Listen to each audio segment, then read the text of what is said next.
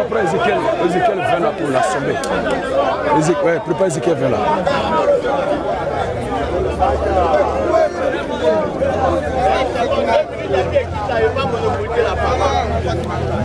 Dans mon propos, je n'ai dit aucunement ici que la loi de Moïse a sauvé quelqu'un. Aïe!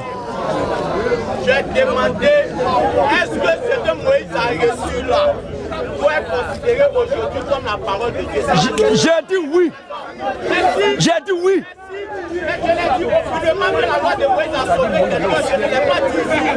Maintenant, vous répondez une dernière fois si ce que vous venez à peine de dire. Vous répondez si ce que vous venez à peine de dire. Avant de m'arrêter là, il y a eu un verset. Écoutez-le. Dans la lecture du verset, il a été mentionné nulle part le nom de Moïse.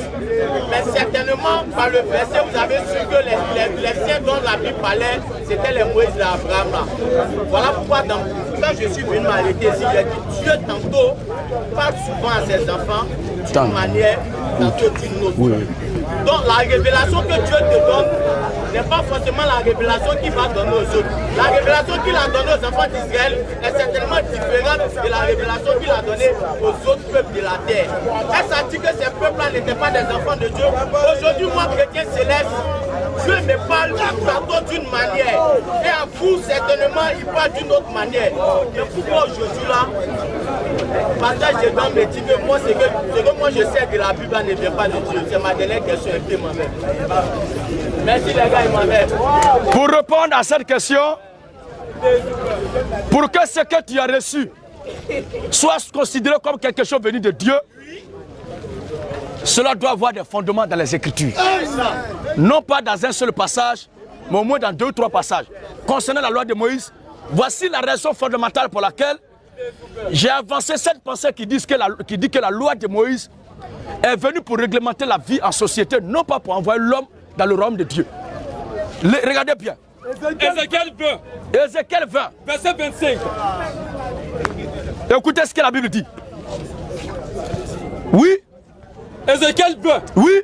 À partir du verset 25. À partir du verset 25. Je l'ai donné aussi des préceptes. Non.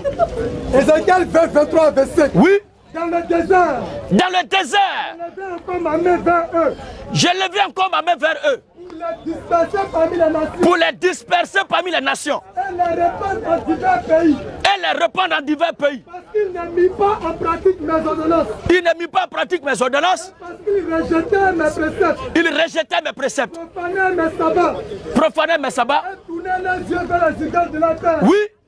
Je leur ai donné aussi des préceptes. Dieu dit quoi? Dieu leur a donné aussi des préceptes. Qui n'étaient pas bons. Dieu lui dit qu'il a donné des préceptes qui n'étaient pas bons. Et des ordonnances. Et des ordonnances. Dans lesquelles il ne pouvait vivre. Dieu sait très bien que devant la loi, personne ne peut vivre. Personne ne peut vivre devant la loi. C'est pour montrer nos limites et notre capacité d'atteindre la perfection. Pour toujours avoir recours à lui.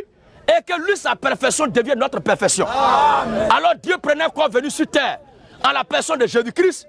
Il a accompli tout. Et nous, en croyant en lui, sa justice, sa perfection, sa sainteté devient la nôtre.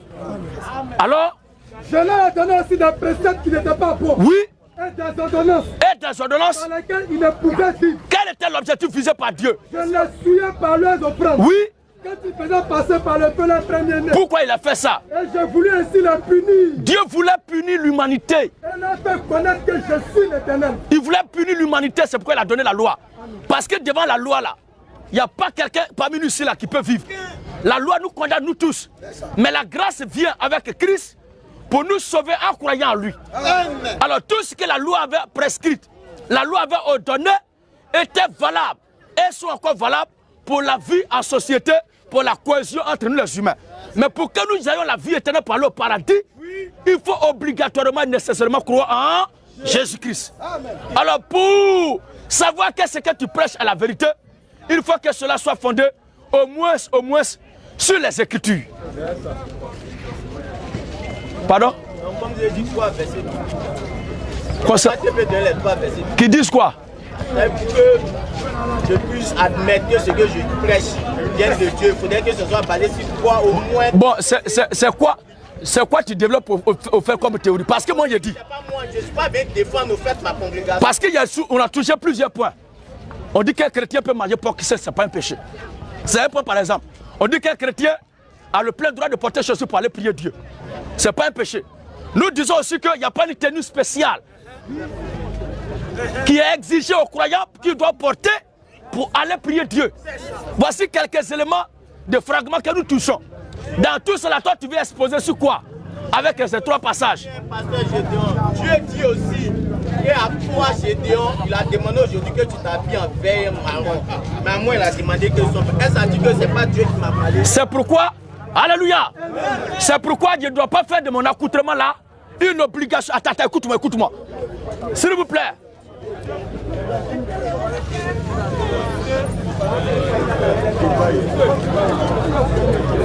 Ceux qui font bruit comme ça, sont les champions à lier Satan dans les églises.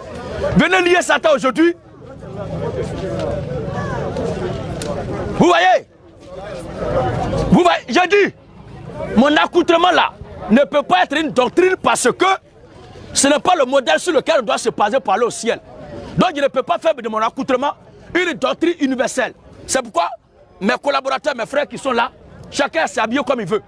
Mais il y a des communautés où une tenue est exigée. Tu connais ces gestes-là? Tu les connais? Ils portent une tenue obligatoire.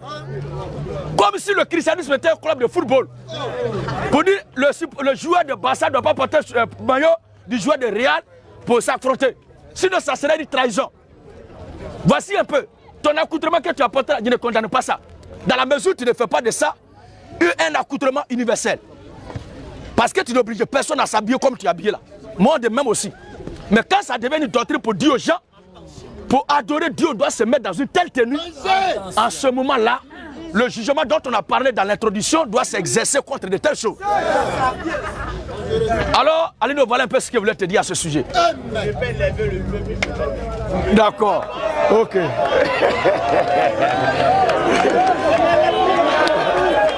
Donne-moi un peu d'eau, c'est la honte.